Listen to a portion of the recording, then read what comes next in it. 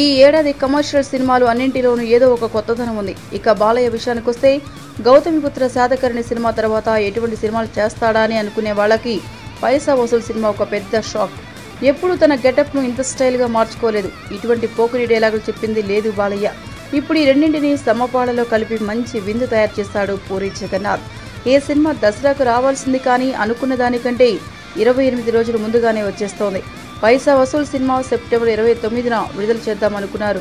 కానీ ఆ తేదీలలో మరో 2 పెద్ద సినిమాలు రావడంతో అనవసరమైన ఒత్తిడికి గురి కావాల్సి వస్తుందని ఆలోచించి సెప్టెంబర్ 29 నుండి సెప్టెంబర్ 1కి మార్చారట.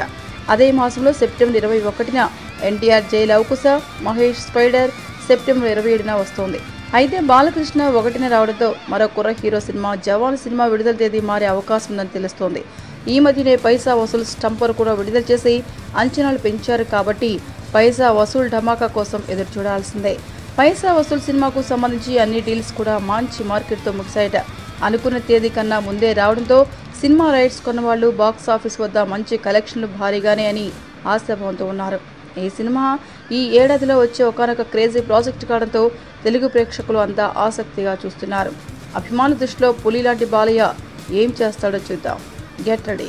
ఏంటండి, వీడియో నచ్చిందా? అయితే ఓ లైక్ వేసుకోండి, లేదంటే ఓ కామెంట్ చేయండి. ఎప్పటికప్పుడు మా వీడియోస్ చూడాలంటే సబ్స్క్రైబ్ చేసుకోండి.